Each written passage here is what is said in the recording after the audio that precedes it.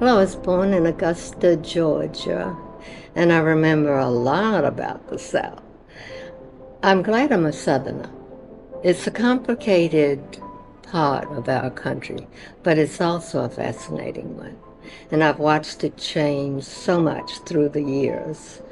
Augusta was a small Georgia town with a lot of crazy people, and it was an interesting time for me to grow up. I lived in the country at one time with my grandparents. And then I moved into town and went to Catholic schools and lived with my other grandparents. And finished high school there, went to work on the local newspaper, spent a summer with a water ski show, didn't break a bone yet.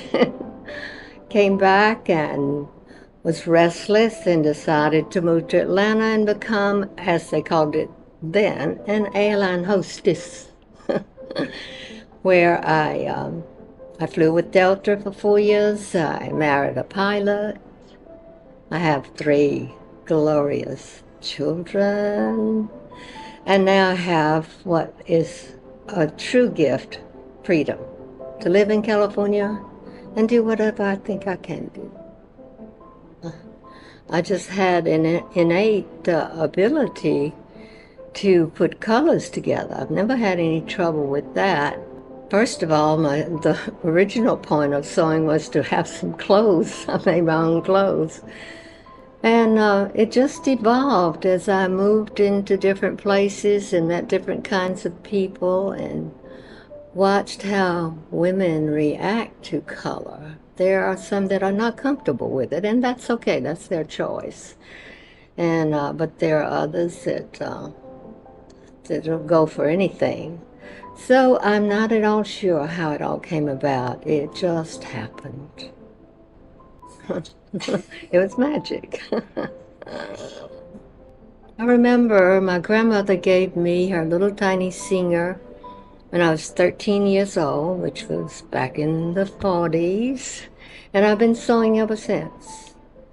And I may get away from it every now and then, but I'm always drawn back to it. So that must be my magic right there. In the 60s, during the 60s, I had gotten married and we were in Atlanta. And the civil rights movement was really beginning to take forth. I found it terribly exciting. I remember seeing the young black people picketing at stores that refused to seat them at their lunch counters and so forth, and the awful things that were happening. But I really found it to be an exciting time because this was a big change coming on that needed to be there. When I was in Texas, the Vietnam War was raging, and you saw it every night on the TV. All those young lives just, and for what?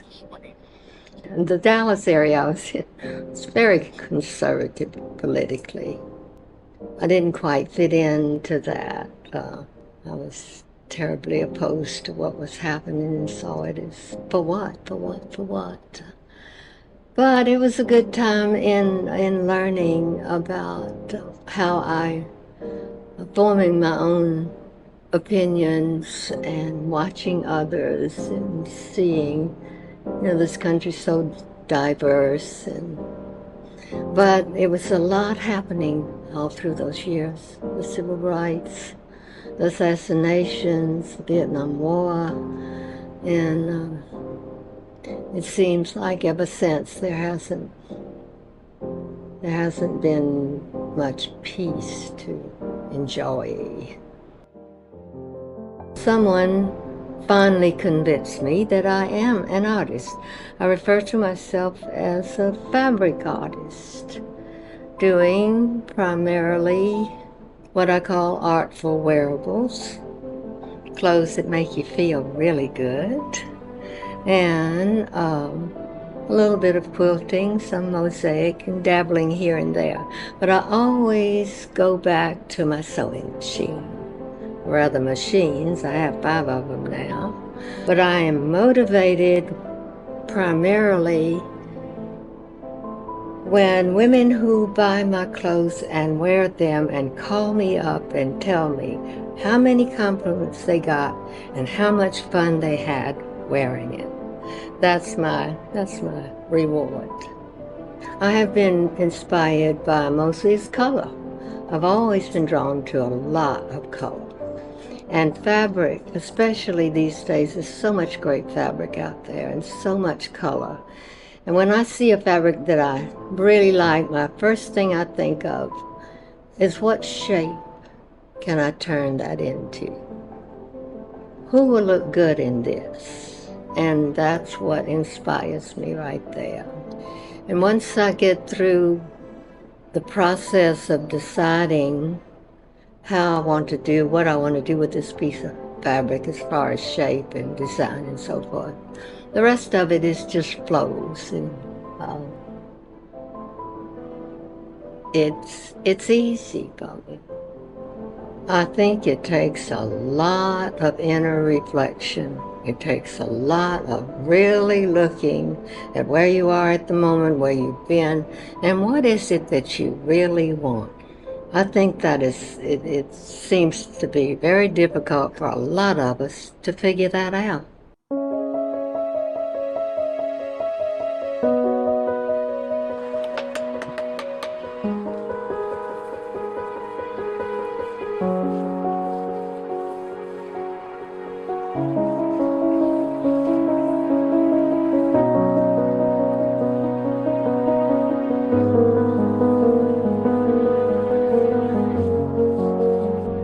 How did I recognize that it was something worthwhile that I was doing?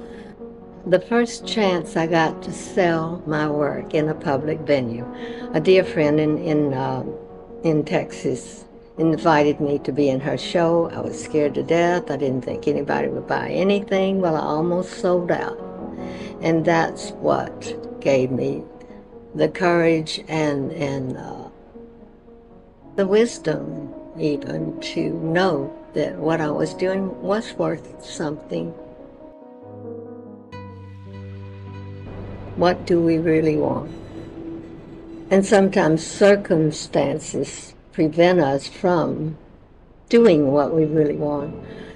So the challenge there is to figure out, okay, how am I going to live my life as I think I want to live it, as I feel I should do? Because if we don't develop ourselves, what's it all for?